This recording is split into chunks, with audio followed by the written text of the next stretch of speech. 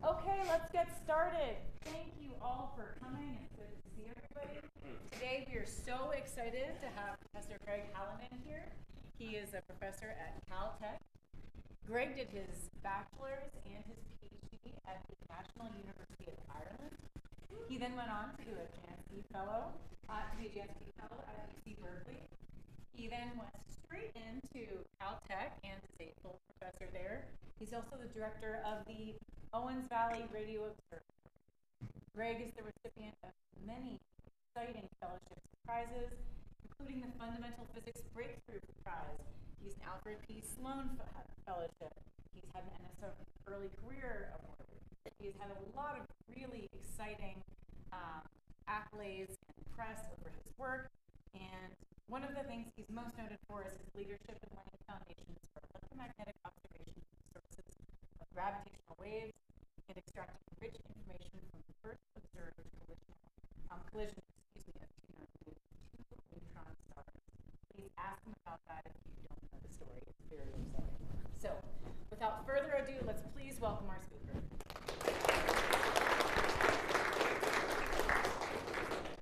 Thank you, Shannon, far too kind. And thanks for having me here. It's awesome to be back here. When Shannon first emailed, so Shannon and I were at a conference together where we talked a lot about space weather and particles, and Dave was there also. And I was very tempted to talk about that today, but I really wanted to tell you all about this project that's been kind of in development for a few years and starts construction in 18 months, and eventually this one won. So sorry about that for those who are into space weather. And maybe offline conversations can make up for that. Okay, so I want to talk about what's called the DSA-2000. It's a radio telescope. I'm here on behalf of a very large team. The project started about 5 years ago, and we're kind of in our late stage design phase. What is the project? It's essentially a radio survey telescope. Consists of 2,000 antennas across a 19 by 15 kilometer area. It's going to be built in a valley in Nevada called Spring Valley. It's near the Utah border.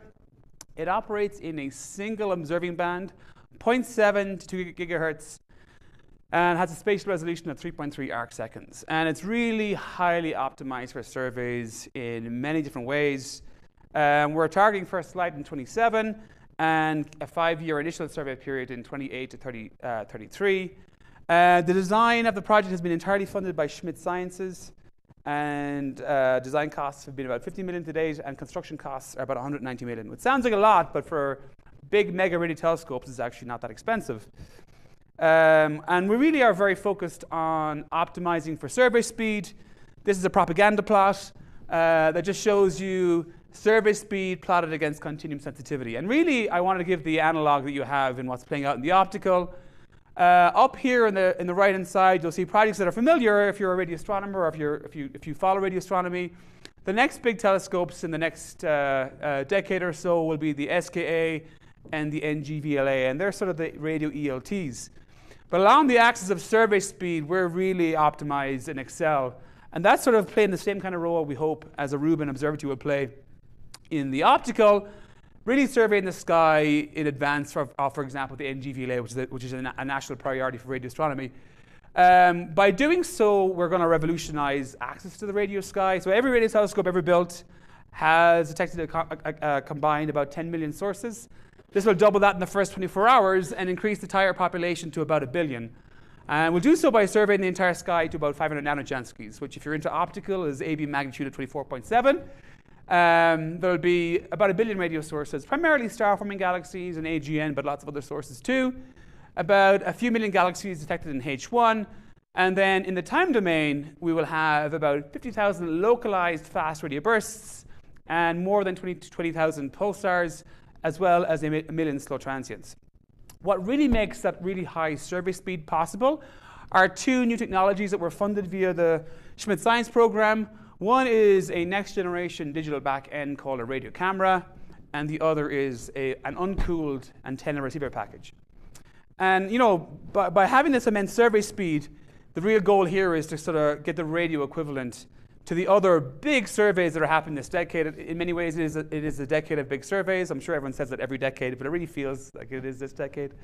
Of course, on the ground, Rubin, I can actually include a picture of Rubin now, not just a simulation. And the radio DSA-2000, and then in space, Euclid has launched. Sphere X is launching in a year. We've got Roman, and then UVEX, excuse me, was announced earlier this year in the ultraviolet. All, increasing by at least an order of magnitude or two the access to the sky in their band. Our survey will primarily consist of 3 components, and what really is happening here is just what we're pointing at. In every observing mode, we actually do the same observations, but 65% of the time will be spent doing a cadenced all-sky survey that will cover 31,000 square degrees, not 30,000, to 500 nanojanskis. There'll be a deep initial epoch followed by 12 logarithmically spaced additional epochs to give us that kind of cadence for transients. About 25% of the time will be spent doing pulsar timing in collaboration with a nanograv collaboration. That will also give us our intermediate tier depth survey. And finally, about 10% of the time we'll be doing that follow-up of LIGO events, looking for their EM counterparts. When we don't have any active LIGO events, we'll do some deep fields to a sensitivity of about 50 nanojanskis, although we'll probably hit the confusion limit before we get that deep.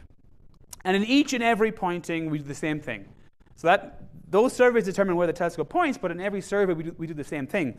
We produce about 12,700 images, every single pointing. And for the main survey, each pointing is 10.3 minutes. We can do, for the pulsar timing and for the LIGO follow-up, it'll be more varied. But for the main survey, it's 10.3 minutes, and we'll do continuum, spectral line, polarization, and fast time domain for all of those pointings.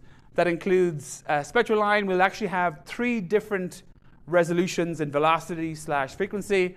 So we'll do galactic H1 at a resolution of 0.2 kilometers per second. We do the local universe out to 100 megaparsecs in H1 with a 1.7 kilometer resolution, and then we'll do all the way out to redshift 1 for every galaxy over a range of velocity resolution, just as a pure detection experiment. We'll do polarization with a resolution of 2.6 megahertz. This is really to create a rotation measure grid on the sky in I, Q, U, and V, where the RM grid is really for Q and U. And then in the fast time domain, we'll produce these folded profiles for pulsars and then de-dispersed profiles for fast radio bursts. And the key point I want to make is that it will all be public with no proprietary period. So it'll be open access. All right, I want to talk, before I get into the science, and I promise you I'll get to the science and the why. Before I get to the why, I want to do the what. What are we going to build? I want to really talk about the key technology that makes this project possible. The first one is the radio camera. Is that just a buzzword? What does it mean? I want to get into that. Before I do, I want to talk about what the fundamental problem we face in difframetry with radio astronomy more generally, and that is problem with resolution. This is the largest steerable dish in the world. It's the Green Bank telescope, 100 by 110 meters. It's a really big structure for scale. This is a very large vehicle on the ground. Despite its enormous size, of course, the limitation in spatial resolution is just lambda over d. And despite its enormous size, its resolution at a few gigahertz, where it typically observes, is still worse than the human eye. And of course, that's a fundamental limitation. We can't build them much bigger. There are bigger telescopes than the Green Bank telescope. Arecibo was observed for decades. And the FAST telescope in China is also larger, but they actually rely on natural structures in the ground. We can't build those structures and steer them. We actually have these natural car sinkholes where you build those kind of scale telescopes. We're limited fundamentally by the size of the structure we can build. And of course, we can get around that by doing some clever tricks. We can actually create a synthetic aperture by stringing together lots of smaller telescopes. And now you've got a synthetic aperture that has a much larger baseline, much larger size, and that gives you a much better spatial resolution. This is the VLA, the Very Large Array, New Mexico, in its most compact configuration, about 1 kilometer. It extends all the way out to about 36 kilometers along those tracks. And by doing so, you can create a telescope that gives you a resolution as good as sub-arcsecond, and actually a lot better. The highest resolution images that we've ever produced, of course, are by the EHT, and they reach 25 microarcsecond resolution. So far better than we can do in any other wavelength by using the entire Earth, essentially, as a synthesis telescope. So rather than bouncing light off a paraboloid onto a detector, we actually we interrupt the signal at the aperture by putting lots of small antennas, and we digitize the signal, and then we do the interference inside a computer. And that's how interferometry in the radio typically works. Now, you got to combine every antenna with every other antenna, so the data volume scales as the number of antennas squared. And in radio astronomy, for reasons I get into, we don't make images in real time. We do it offline because of some nonlinear steps. And the main reason why we do that is because this technique is great, but it's actually, we're trying to use this as a mirror. And if you look at this, it's mostly empty space. We're missing most of the information. We're working with a broken mirror. And that has implications. Let me demonstrate that. So this is a VLA image. This is what a VLA image looks like if you try to make it in real time without correcting for that missing information. It's the so-called dirty image. Because we're missing most information in the map, a dirty image misses most information. And we have to try to recover that through interpolation and other techniques. And that's all nonlinear. We use algorithms like the clean algorithm developed in the 1970s to try to recover the true sky. This is actually a very well-known astrophysical object. Can anyone tell me what it is? Good guess, good guess. Hey, we have a winner. T-shirt coming after the talk. This is the crab. This is the image post-deconvolution. So of course we can recover tremendous resolution, and it looks beautiful, but it comes at great expense. And of course, compared to the optical, you can actually produce very similar resolution. This is a VLA image with about an arcsecond resolution, and you can kind of see that the same emission is present in what we call the pulsar wind nebula and synchrotron that expands across the entire spectrum, as well as, of course, nebular line emission. You can do this, but unfortunately, you can't do it in a deterministic way. There are nonlinear steps that are not very conducive to real-time stream processing. So when you build the digital backend for a radio telescope, you build a correlator that does all the processing that you need to do to create the visibilities. But you can't go to the imaging step because of that nonlinear, non-deterministic step in between. What happens is we put the data on the archive, we download the data, and we create images offline. And using software like CASA from the NRIO, which is very, very flexible in what it does, but it's not very highly optimized. And the problem we face in radio astronomy is that, simply put, we have a data deluge. This is showing you the data volume in bytes per year as a function of the number of antennas for just a few arrays that are currently online or coming, not complete in any way. But the key point is the VLA, which is an old telescope. It's the same age as me, actually. It was upgraded in 2012, and that pushed it up to almost a petabyte a year of data that gets sent to the archive, and you have to download. And that actually already is pretty difficult to handle in terms of volume to distribute. With our next-gen telescopes, we're talking about getting into the exabyte era, where the amount of data and how you transport and store that data becomes a cost driver for the overall cost of the telescope. Now, we want to build 2,000 dishes. How does that solve anything? Well, the data rate gets incredibly high. In fact, in terms of the raw data through the system, it's almost a zettabyte per year. It's about 25% of the world's internet traffic.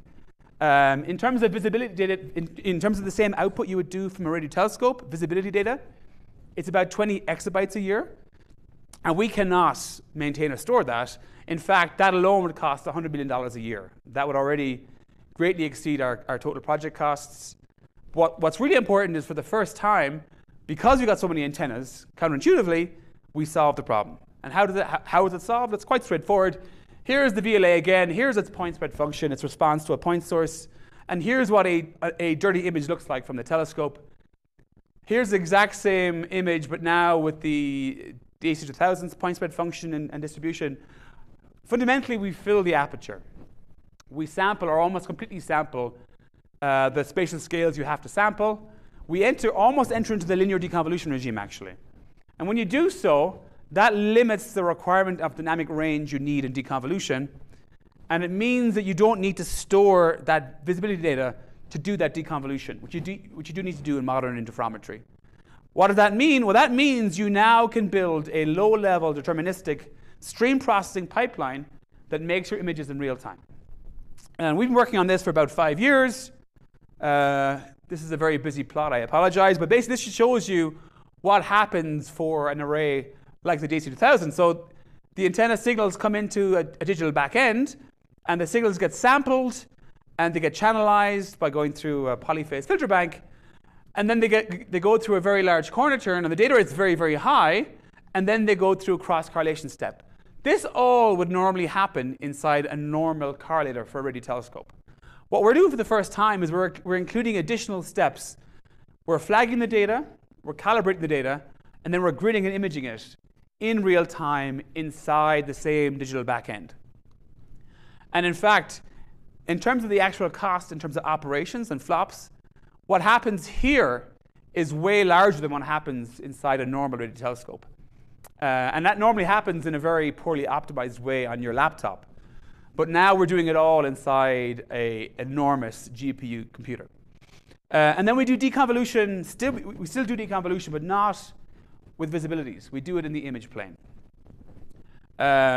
This does not do it justice. This is all available. This is all code you can kind of get access to on GitLab. But this has been a multi-year operation to try to get all these steps integrated into this radio camera pipeline. And it's called a radio camera because instead of producing 3.6 terabits per second of visibilities, we could actually produce images. And over the course of the entire survey, it's about 50 petabytes of images, and we release about a petabyte of that, including source extraction, to a public archive, which is comparable to a small optical survey today. What will it look like? Well, this is the buildings that will house the radio camera. This is actually just our overall building installation, but this will hold our compute. Inside this, you're going to have a series of racks, and you're going to have 2,000 ADCs, thousands of FPGAs that do the radio camera front end, all of the standard processing, and then one of the largest GPU computers you're going to see to do all the stream processing. This will be approximately 5,000 GPUs are involved in making the radio camera processor a reality. And it will process 43 terabits per second of data in real time to make those images for the first time. How we validate that this is actually possible is by doing a simulation of the entire thing. We're solving an inverse problem in radio astronomy, so forward modeling is the best way to validate that. So we build a full digital twin, effectively, of the telescope. We incorporate the true sky, all the atmospheric effects. Every antenna has to have a pointing offset requirement. Our electronics will have some varying gain. Build that all in and test out whether or not we can actually do this and define the requirements for the instrument calibration, for our pointing, and for all the other instrument requirements. This has been going on as well for about 4 years. The thing is that the data are, for the forward modeling, you got to create real data from the telescope. To simulate one observation, we got to create a petabyte of data. So it's quite a slow process. But it's now pretty well implemented at this stage. Here's an example of part of an image from DSA-2000 based on a simulation from the T-Rex simulation by Benaldi et al. Zooming in on a 1 Jansky source where you've got 2-degree residual phasors.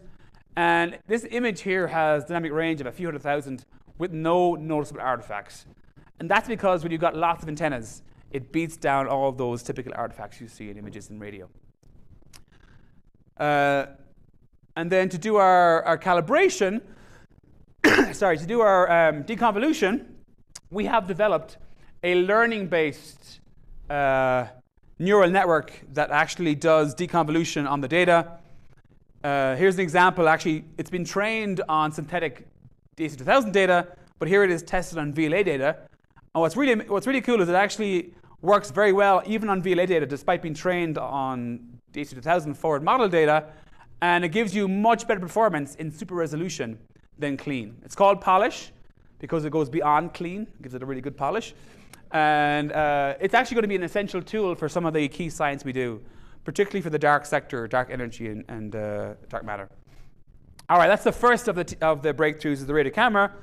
The next is how do you build an antenna? Yeah, go for it. You mentioned at the beginning, I think I called it, that you're aiming for 3-arcsecond resolution, which seems awfully low resolution compared with the VLA. So VLA, in its biggest configuration at a frequency the same as ours, has a resolution of about 1.5 arcseconds or so. It's about a factor of 1.5 larger. But the VLA is a very frequency agile telescope. It goes all the way up to 40 gigahertz. So if you want to get a really high resolution image, you can go to higher frequencies. If you're building a survey, two things are important for the radio. One, your field of view scales as lambda squared, right? So if you want a survey, you want to go lower in frequency. And the other is that the radio sky tends to have a spectral index that means it's a lot brighter at lower frequencies. So both those are driving us to lower frequencies than you typically would use for a high-resolution image with the VLA. And that's where you get the 3.3 arcsecond resolution from. Now, through super resolution, we should be able to get down below an arcsecond for sources above about 1520 sigma. So you will be able to still do higher resolution recovery through this neural network-based deconvolution algorithm, because you're basically close to linear deconvolution. I'd love to go higher resolution, but this array as it is spans 19 by 15 kilometers, and we couldn't find a valley big enough to go much bigger. It gets very expensive. All right, on to the other technology, which is an uncooled antenna receiver. So if you've got a radio camera technology that allows you to build or to ingest 2,000 antennas worth of signals, that means you can now build an array of small antennas rather than an array of big ones. And here's a typical example of a big antenna with for a modern array. This is what an SKA antenna would look like. It's beautiful. This antenna on the right is what a DSA-2000 antenna would look like. It's about 10 times smaller in area, about 3 times smaller in diameter, and you can build it for a lot cheaper. Except you hit eventually, as you try to build smaller and smaller antennas, you hit up against a fundamental limitation. These antennas typically have receivers that are located up near the focus of the antenna, and those need to be cooled. Usually, you've got a low noise amplifier, and if you want to be as sensitive as possible for that radio telescope, you've got to cool it down, typically to cryogenic temperatures, and that's expensive. One cryogenic system for a receiver like this will cost you $100,000. So building small antennas becomes pointless because the cost becomes dominated by just the need to cool the antennas. So we've spent about 10 years trying to figure out how to break this cost equation. And what we now have is a low-cost, cryogenic-free receiver that we can build for less than $1,000 that performs just as well as this cryogenic receiver. And it was all initially led by an engineer called Sandy Weinreb, who you'll see in this image here. We've been doing this for about 11 years now. This is the very first DSA antenna we built, the prototype. Through successive arrays where we've worked on performance of both the receiver and the antenna, and here's the very first DSA-2000 prototype we've built in the last year. Here's a kind of schematic of what we're trying to build. This is a low-cost and that's fully steerable antenna that can track, that we can build for about $30,000. Now, at the focus of the antenna, we've got a receiver consisting of a feed and a low-noise amplifier. We call this the quad-ridge cake pan feed. It's called that because it's literally made from cake pans from a company called Fat Daddy-O. And this is our cryo-free low-noise amplifier. I'll talk through both of these now in a moment, and then I'll go through the antenna. So this is, well, first of all, I'll start off by showing you a picture of the feed. The feed has to have a wide radiation pattern, and it has to be wide bandwidth. And that's hard to build for low cost.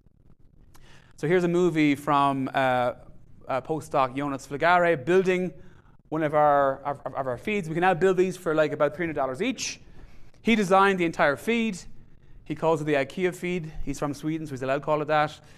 And here he is building it with a single Allen wrench. We've built about 20 of them now. The process is fairly well defined.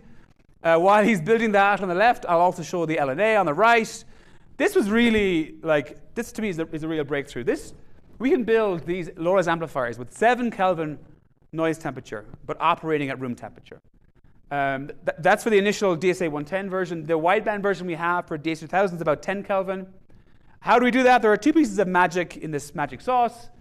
First of all, a company in Switzerland built this beautiful indium phosphide HEM transistor that's meant to operate at much higher frequencies, but actually has incredibly good noise temperature at low frequencies because of that. And Sandy Weinreb realized to make that work, you need to have a very, very low NOS network. And he built this really cool stepped impedance suspended network that gives you essentially only a fraction of a dB of loss there, and therefore a very small amount of noise also. And combined, that gives you that very low noise temperature for the receiver. And okay, Jonas is still going. I'm going to let him finish because he shows a very nice view of the top of the feed in a second here.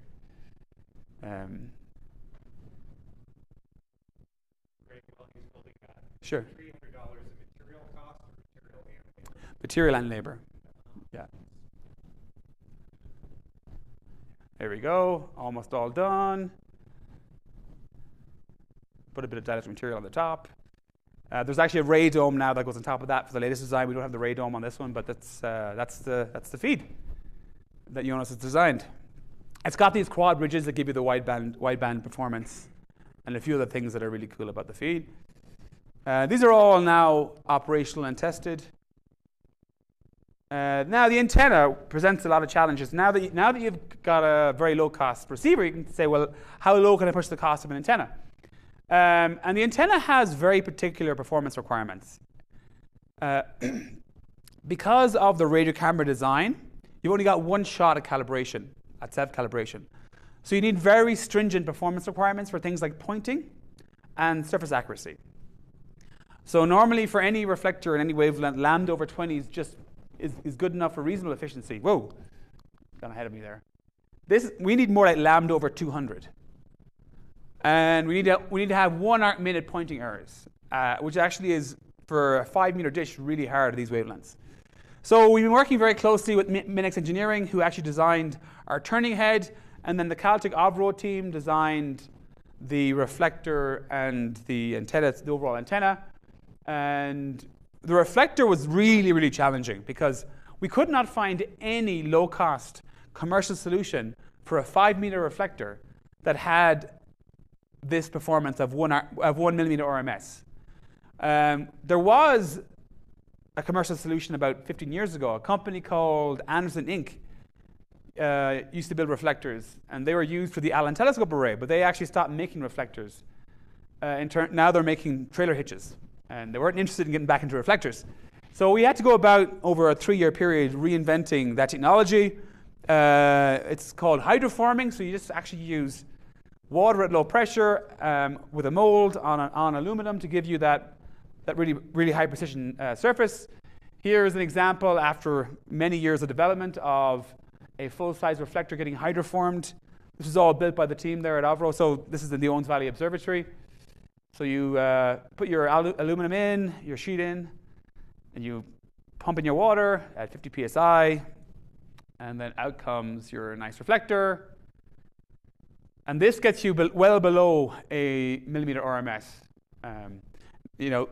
We were moving so fast in development that we actually built this before we built the building. So the building hasn't been built yet, but the hydroformer has. So, we actually started off with a half scale, and there were so many trial and error problems. Like the seams kept blowing open because it turns out we weren't getting the aluminum annealed at the right temperature from the company. They told us it was annealed that way, but it wasn't. And lots of development. But anyways, this is what the full pipeline will look like in assembly, which we'll start construction of in early 25. And here now is the very first full DSA-2000 antenna. And we actually have, oh, that's loud, sorry. We actually have 5 more being built this week at Avro. And there will be 10 built in Germany in early 25. Germany are joining the project as partners, hopefully. Okay, so that's the antenna. And here's the performance. So here's the overall system temperature of this telescope with no cryogenic cooling pointing at zenith. So below 20 Kelvin, average T-sys, including all of the components from the feed, LNA, sky, and spillover at zenith. And our requirement is 25 Kelvin over 0.7, so we've exceeded requirements. And it actually increases as you go to lower elevation because spillover noise increase, but actually for all elevations of the survey, we meet the requirement. All right, I want to mention our Pathfinder instruments because a lot of the capability we needed to demonstrate for both the antenna and radio camera have been proved out with these pathfinder arrays that were funded via the NSF. One is the DSA-2000, and one is the LWA, in both at Avro. I want to just mention them briefly. So the DSA-2000 is a 110-dish DSA array that really proves out the antenna concept. It has that very sensitive LNA. It's got a lower bandwidth. It only has 250 megahertz bandwidth. And it's now fully operational. It localizes about 2 FRBs per week to the host galaxies. And that's, I think, at this stage, quadrupled the localized population. There's been a bunch of papers and lots more that are coming. I won't say any more about that, but I will say bring Vikram Ravi, the co-PI, to give a colloquium, because he actually leads the FRB science, and he's done an amazing, amazing job with that science. But it is now a dedicated FRB localization machine in the Owens Valley. The other I'll mention is the LWA. This is a dipole array, and this was the project I would have talked a lot more about, Shannon, if I was talking about space weather. It's a dipole array that's really a pathfinder for the radio camera, because it's got a beautiful imaging performance. It's almost into that radio camera territory. So this is a full cross-correlation array. It consists of 352 antennas spaced over 2.5 kilometers. And it has a huge data rate, 100 terabytes per day of visibilities. Ward and I were talking about that earlier on today. But we're actually installing a prototype radio camera to try to image in real time. And the main goal here is continuous space weather and expat magnetosphere searching. And this image here is an example of a single snapshot image with the array. So this is the full sky. It images the entire sky every 10 seconds. I'm going to zoom in here. You'll see this part of the galaxy. And then I can zoom in on this supernova remnant here. There are like 100,000 sources in every image.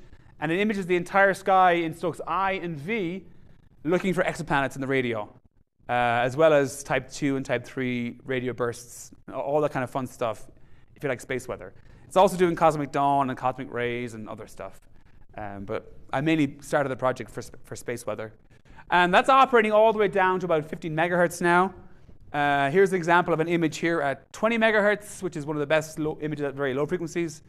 And I will say that only gets you so far, not to go off too far at a tangent, but if you want to go below about 20 megahertz, you're going to have to go outside the Earth's atmosphere. And really, to go after the dark ages and terrestrial planet magnetospheres, we have to go to far side and far view on the lunar far side. And the radio camera technology offers great potential for saving costs for how you do the data analysis and save costs on transporting signals back to Earth. I couldn't come to Colorado and not talk about far side with Jack here. All right. Now, after my sidestep, I will jump back into the next topic, which is why build an array of 2,000 dishes and do a survey like the one we're going to do. And like every big project, we've got essentially our key science that defines what our design requirements are. And our key science is tied around multi-messenger astronomy and time domain on one side, and then our cosmic history and the dark sector and strong gravity on the other.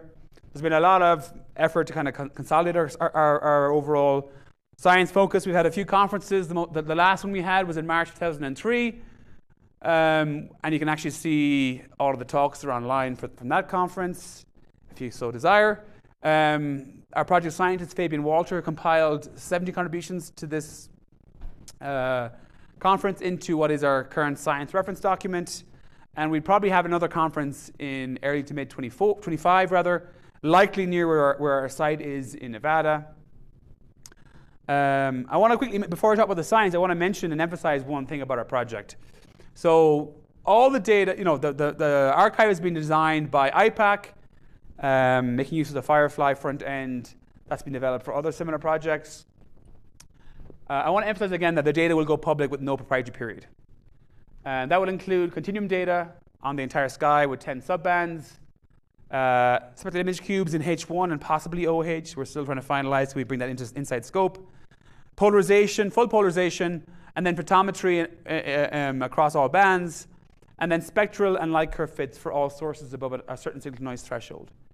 Now that's our current baseline. We are trying to convince Schmidt Sciences to fund us to have a full-up science platform and bring all the data to the cloud. That's still in negotiation and not inside our baseline just yet.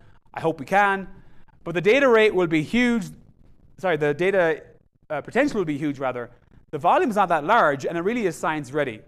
and fully available. So for one of our major reviews, Matthew Bale said, this can keep already astronomers busy for a decade. I hope that's the case. And really it depends on how much quality and accessibility we can build to this platform. All right, let's talk about the key science. One of the big key science cases is multi-messenger astronomy. And I'm going to focus initially on pulsar timing. One of the main partners we've had in the project all the way along has been Nanograv. And I'm sure many of you have heard about the discovery last year. Was it last year, this year? I think it was last year. Yeah, it was last year. Of the stochastic background in the Hellings-Downs curve. This was a huge breakthrough, the first detection of gravitational waves beyond the initial LIGO detection at much higher frequency. This, of course, is associated with the stochastic background of all the supermassive binary black holes in the universe humming together. Their orbital period is about 1 billion seconds, so it's nanoHertz rather than kilohertz like we see for LIGO. We're going to spend 25% of our time focusing on pulsar timing, really trying to pick up on the loss we had from Arecibo. And actually, the telescope's sensitivity was really motivated by fulfilling that requirement many, many years ago when we started the project. We originally thought Arecibo would last for a lot longer. We hoped it would. But it brought a lot of urgency to our effort to get online because there's been a gap since then. So it'll have the same sensitivity as Arecibo, a much larger bandwidth and a much larger sky coverage. So we'll be able to time a lot more pulsars. We'll be able to characterize the Hellings-Down curve with much higher frequency, but also identify many sources, individual sources within the background. Hopefully, there'll be some multi-messenger astronomy we can do there as well too. And that's using pulsars as the pulsar timing array and doing GW directly. Our other multi-messenger astronomy application is the follow-up of sources detected by LIGO and Virgo and KAGRA. We've only really had one multi-messenger astronomy event. This is GW-7817. I'm very glad I don't have to get any more colloquia about this source. It was really exciting and so on, but it's now 7 years. We could do with a few more. Radio was very important because it played a decisive role in first confirming the density of the environment of the explosion. Probably most importantly, through study of the light curve, as well as through VLBI, where you could actually see proper motion of the source moving and measure its velocity directly, we were able to confirm directly there was a classical off-axis short GRB. There were some gamma rays detected at the time of the event, but they were much fainter than a GRB, a classical GRB. This confirmed there was, in fact, a proper gamma greater than 100 jet at the time of the explosion. It's how we were also able to robustly determine the viewing angle towards the explosion, and we were able to improve standard siren constraints on H0. All done through radio observations. Now, this was in 2017, LIGO 03. LIGO's got a lot more sensitive, and it has detected more sources that should have multi-messenger counterparts. The problem is, it's getting really hard. This source was only 40 megaparsecs away. And we can see here, if you look at the range of LIGO as a function of time, now we're in 04, and our range goes on a factor of 5 further than that event.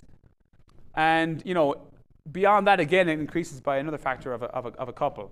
It gets really hard to find these sources.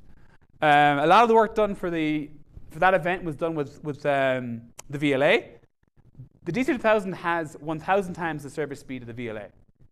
And it can survey the entire localization region of a 4-detector or 5-detector GW array really quickly.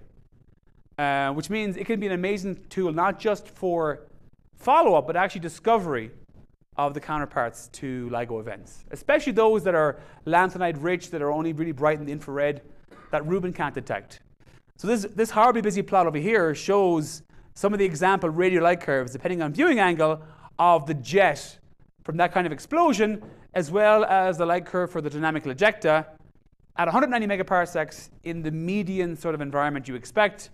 And the key point is that DSA-2000 can detect these events all the way out to the full range of LIGO, and because of the bias you have in viewing angle for LIGO, it can find them pretty early, actually. The jet should typically appear within about 2 weeks, and that's still early enough to trigger, for example, the James Webb Space Telescope to do nebula line characterization of our process elements from the explosion. So about 10% of the time will be dedicated to this. H1 is a big part of the science. Our project scientist, Fabian Walter, is very excited about this. We will find millions of galaxies in H1 with the same kind of sensitivity in column density and spatial resolution that we only have for a few dozen galaxies currently.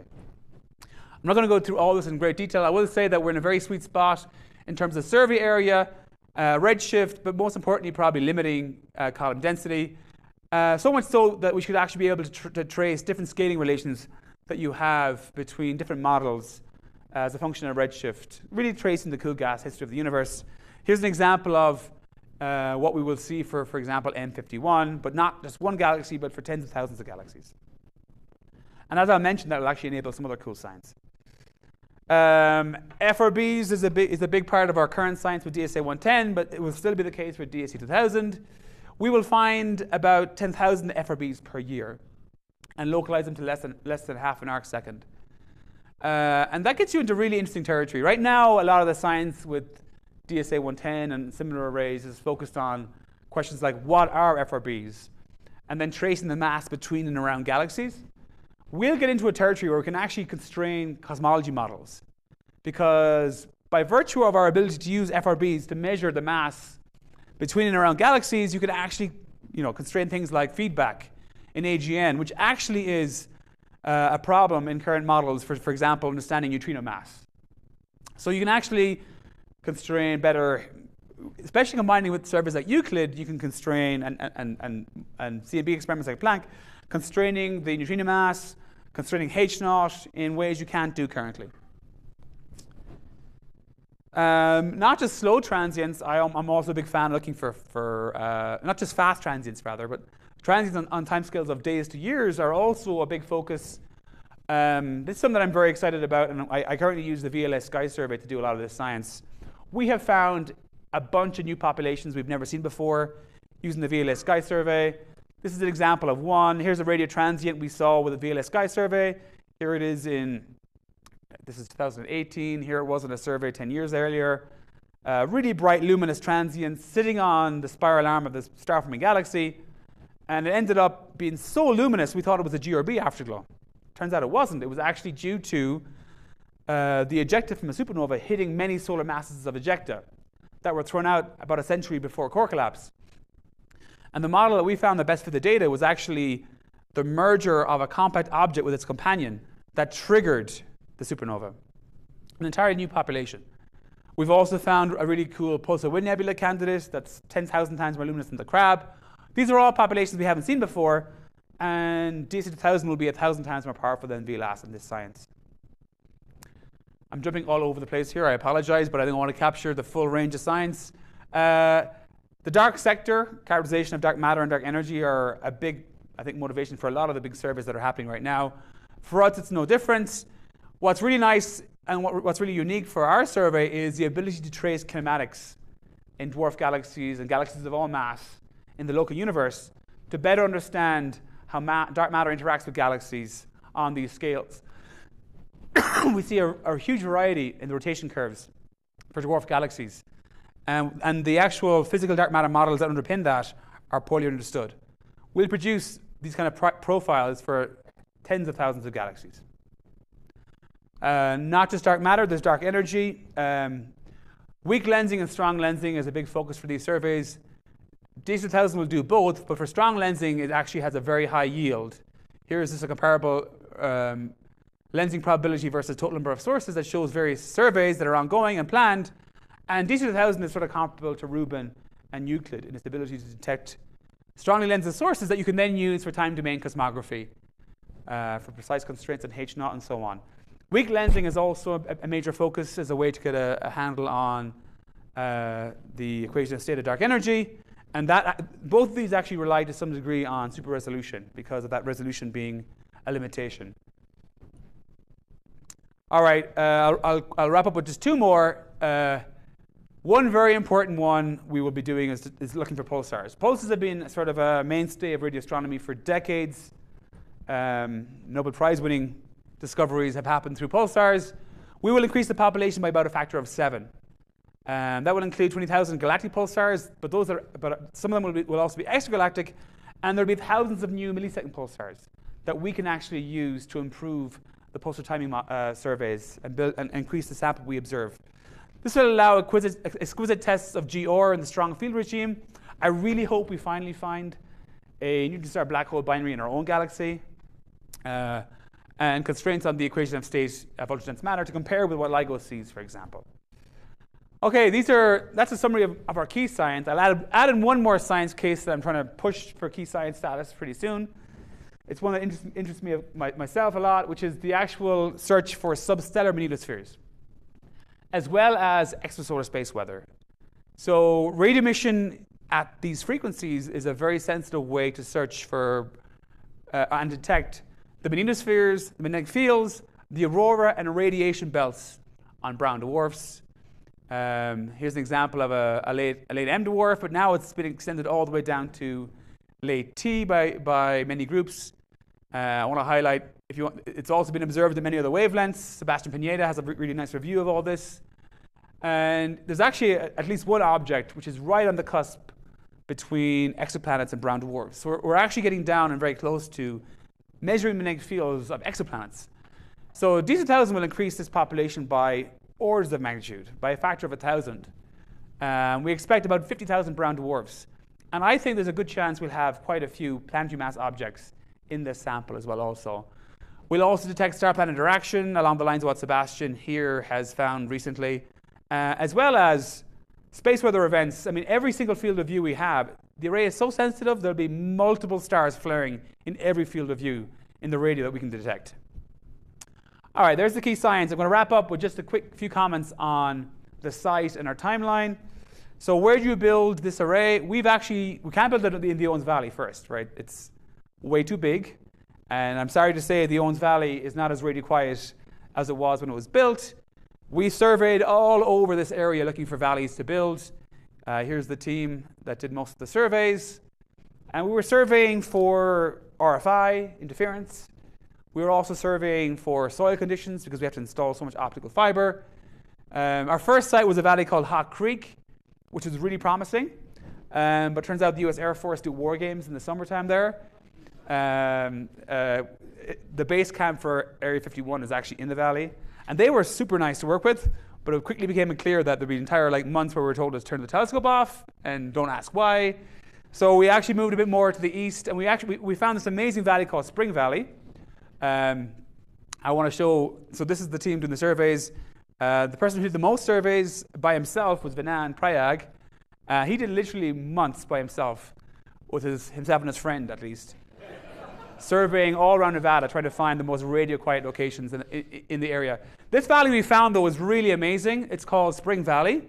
It has an excellent RFI environment. Across our band, it's 140 times quieter than the Owens Valley. It has really good soil conditions for installing via plowing, because we have to install, a zillion kilometers of fiber. We've been doing the environmental process for about 2 years now. Right now, there are dozens of environmental consultants doing their surveys around the valley. It's costing about $3 million this year, just environmental surveys. But we should be able to complete the NEPA process in about 15 to 18 months, hopefully. And there's a lovely town called Ely nearby that we will use as our base for staff. Here's a comparison of blue versus red, where blue is the Owens Valley and red is the Spring Valley. And as you can see, in the cellular bands, which we observe in, it's just no comparison. Which really matters when you can detect a cell phone on Pluto. You don't want to be near them at all. All right, I don't think many of you will care about this, but if you really like to know about how optical fiber gets installed and lots of other stuff, you can go to our ArcGIS website and see it all. Probably more fun to, this thing is crazy. Might not interest you, but actually when you get into it, it's pretty cool. All right, here's a really nice drone video that shows the valley. We spent a lot of time out there in the last year getting ready for the construction to start, which is only less than 18 months away. It is an amazing location. It is extremely remote. There's like 3 or 4 ranches. So we're really happy we found the right location. And there's a real focus in this area on dark skies, especially at the Great Basin National Park, which is nearby. And of course, we're actually also trying to find dark skies, which really helps. All right, a quick note on our timeline. This is a very exciting slide. So we started our white paper, we submitted our white paper to the Decadal Survey in 2019. That went very well. And we've gone through these stage gate reviews along the lines of what big NSF projects goes through. We had our PDR almost a year ago, and our final design review will be actually happening about mid-25 when all our big contracts will be signed.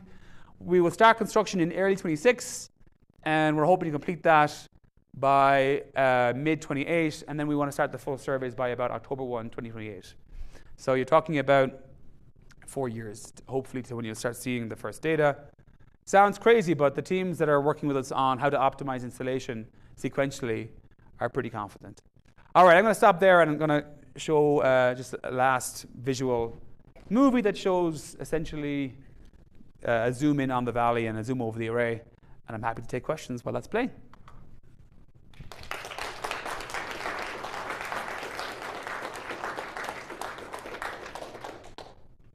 Super, super cool. Okay, I will open it up for questions while we watch this as well. This is awesome. Okay, I will go left to right. Let's get the microphone out.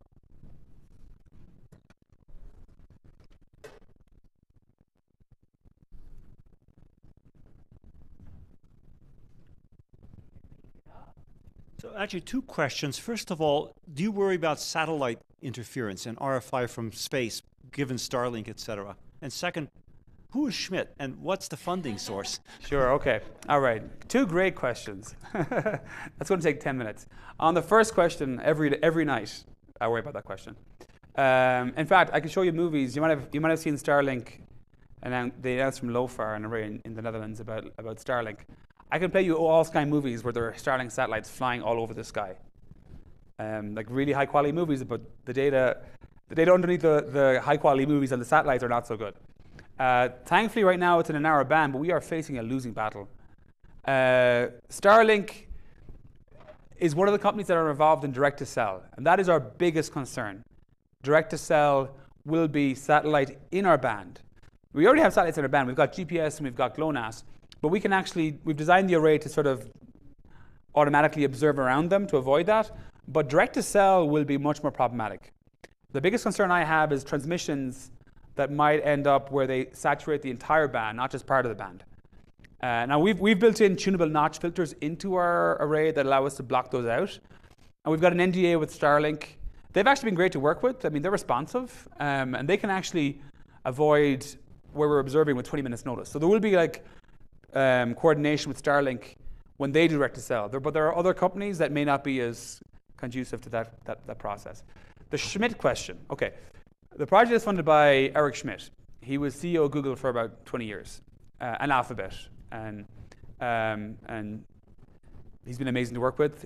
The main person that I interact most with is Stu Feldman, who's president of Schmidt Sciences, and he was also at Google for a very long time, but he did his degree and PhD in astronomy before he went to industry. He wrote Make, and he wrote the 1477 compiler. He did lots of software things, but his original background was astronomy, actually. And so they've been working on a number of big projects in astronomy, actually, with a strong focus on new technology in a very tech sector kind of way. And ours was the first big one that they invested in. So we're sort of a few years into this. Private. It's private, but the data will be public. Yeah, the funding is private. Yeah. Yeah, and our precursor arrays were NSF funded, but this has been all Schmidt Sciences. And NSF has been great to work with, but we've been able to move, I would say, at twice the speed we would have worked with under federal funding. It's been incredible. Who owns the land? Is it BLM or? The land is entirely public land, the BLM. The formal process we're going through is probably EIS, maybe EA. NEPA will formally start. Well, we've got a far way along through the NEPA planning process, but Nevada has a different process than other states. But probably completion of NEPA will be in sort of March 26. And it'll be a right-of-way grant with BLM. Hi, I have a question about here. Oh, yeah.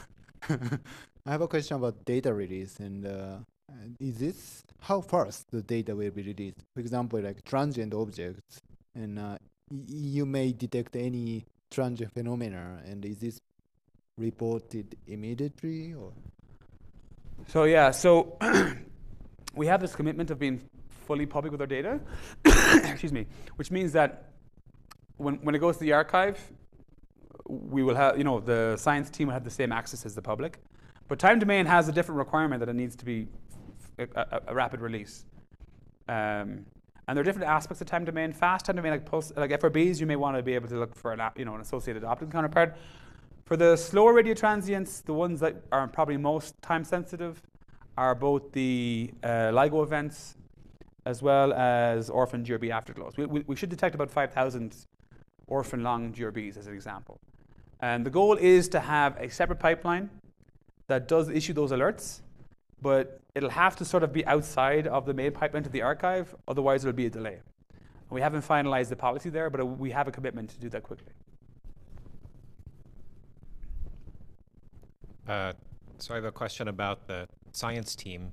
Can you tell us more about the science team? Not really name dropping or anything, but how big is the science team? Where are they coming from? And also for those not on the science team, have you done any sort of formal outreach to federal funding agencies to make sure that people can apply for funding to work with the data? These are great questions. So we had at one point requested funding from the NSF via the MSRI program. We had assembled, a group of universities towards developing or giving students access to data during our commissioning surveys, but also making sure that we had more than just a small group access in the telescope. Our last conference was very much consolidating the science goals of the observatory. We'll be announcing pretty soon a process for how we structure the science teams. We have our own internal groups, but this array is too big for us. Like Caltech's not going to do all the science with the telescope, obviously.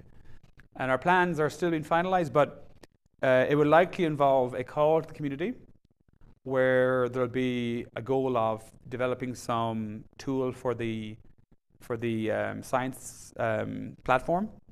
Like it could be a cloud service of some type. And then in return, students get access to the data early on. Something of that order. But the goal is to sort of have it happen in the same spirit as the open access policy, but trying to formulate it in a way that, it's really open access, open policies are great.